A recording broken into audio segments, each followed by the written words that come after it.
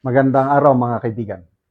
Update muna tayo sa ating fund drive para sa ating Brave 14+3 Marines. Sa kabuuan, nakapagpadala na tayo sa kanila ng 843,000 pesos.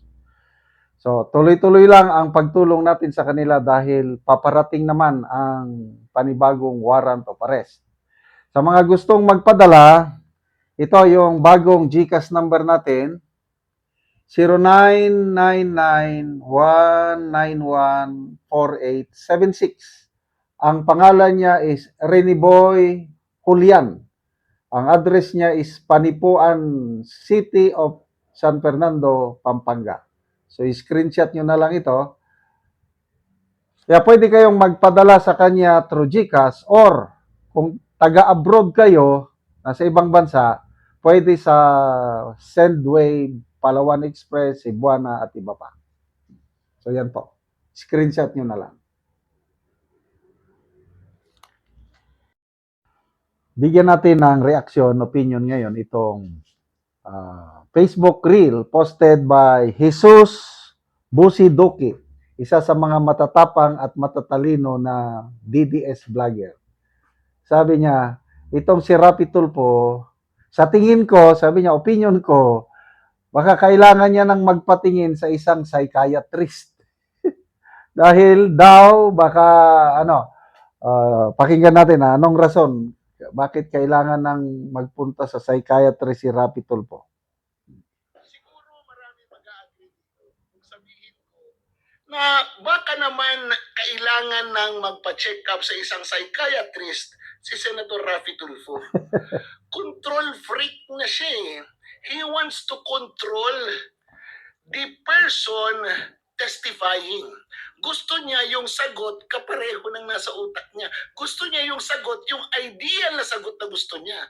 Eh bakit, Senator Tulfo, hindi kayo magpalit ng witness? Ikaw ang mag-testify. Tanungin mo yung sarili mo sa gusto mong isagot doon sa tanong mo. Kasi yun ang gusto mo eh. Hindi ka mag-a-agree sa isang nagtitistigo kung hindi ka parehas ng iniisip mo. That is absurd. Sa tingin ko, that is there must be something wrong with your mind. Isipin mo, nung isang araw, tinawag mo si Acosta na stupid. Ito naman, sinabihan mo nagtatanga-tangahan. This language are not language used by senators. They are not. Kahit naiinis ka pa, kahit galit na galit ka na, kahit alam mo nagsisinungaling, you should behave and be an example to everyone.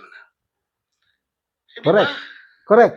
Agree ako. Television, impeachment hearing, viewed by millions of Filipinos, tapos sasabihin mo yung isang tao na nag-testify dyan, nagtatanga-tangahan ka lang, sorry to say that, kahit pinalitan pa yung language ni Chis Escudero, nasabi mo na eh. Very offensive, very unprofessional para sa akin because nag-testify yung tao, meron naman siguro siyang qualifications na siguro wala si Senator Tulfo o wala yung iba at siya lang ang meron. I mean, the position that he is holding is a position of trust and confidence. And he has the right to say those words and to answer na sa pagkakaalam ko, nung panahon na yun, ganun ang gagawin. Diba? Why would you insist in telling the witness, hindi ba kayo pumunta sa DOH para humingi ng mga gamot? Confidential nga ni, diba? Bakit hihingi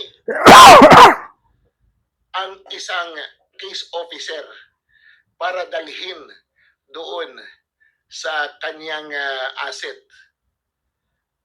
Baka naman may sakit talaga. Inilagay na medicines para pambili ng medisina doon habang ginagamot. Hindi yung mag-o-order ka pa sa bureaucratic system ng government. Di ba? Para ipa-deliver doon. There are too many reasons for doing that, Raffy Tulfo. And what is on your mind is not one of them. Magpatingin ka na sa psychiatrist. It is very dangerous. Nangangarap ka pa naman maging Pangulo. Pag hindi mo makuha yun, baka matuluyan ka. Sayang ang katok. Talaga ako rin medyo nawawalan ako ng gana kay Senator Rapi Tulfo. Nung una, bilib na bilib kami dyan. Lalo ng wife ko.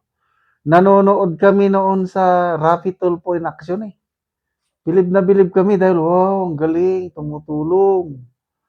Kaya lang later on napapansin ko, naawa ako sa mga binabastos niya ng mga lalo na mga pulis. Kawawa yung mga naisusumbong ng mga pulis. Although totoo naman na may mga pulis na nag-aabuso nung una. Kaya lang hindi ako sang-ayon yung ganong style na napapaya. Tapos may isang sundalo pa na nireklamo lang ng kanyang girlfriend ata, bakit ayaw pakasalan. Tapos tinawag niyang duwag yung sundalo.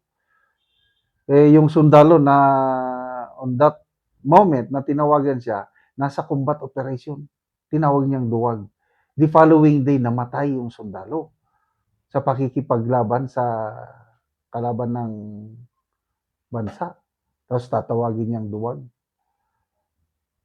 Kaya, I don't know. Kung kailangan niyang magpatingin. Dati na siyang ganyan eh. Akala niya siguro, yung Senado parang Rapi Tulfo in action lang. Kaya ganyan siya magsalita. Akala niya normal lang yun para sa kanya. Kaya believe ako doon sa Assistant Chief of Staff sa Office of the Vice President. Matapang na sumagot na with all due respect, I take offense on what you have said na nagtatanga-tangahan ako. Bakit hindi nila patawag si Colonel Lachica para matapos na sana ang issue? Wala namang maisasagot si Miss Gina Acosta. Walang maisasagot itong, kalimutan ko ang pangalan, yung Assistant Chief of Staff. Ang makakasagot ng lahat ng tanong nila, si Colonel Lachica. But up to now, walang nangahas ni isa sa mga prosecutors. Iisa lang ang sinasabi na huwag patawag, huwag. Ayaw naming tawagin. Ano sa tingin nyo? Bakit ayaw nilang tawagin? Ako alam ko yung dahilan, kailang hindi ko masabi ang detalye. Talagang never nilang tatawagin yan dahil, again, hindi ko sasabihin. Okay, so, good luck, Senator Tulfo. O kanina, nagalit na si General De Leon, may post siya. Kita ko. Kayong dalawang Tulfo brothers, you are contributing to the bobonization of the nation. Bobo. Nagkakalat kayo ng kabobohan. Ito na yung sinasabi ni Jesus Busiduki na kailangan ng magpatingin sa psychiatrist. Salamat mga kaibigan sa inyong pagsubaybay sa channel na ito. Nakakatulong kayo ng malaki sa tribong talandig ng Bukidnon dahil ang income natin sa channel na ito is pantulong sa tribo.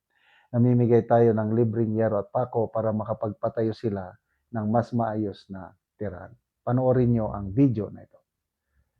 Ako dire sa panimalay ni Auntie Pilar Tumupas nga taga Barangay Tikalaan Purok 3 sa Alahay, Talakag Bukidnon.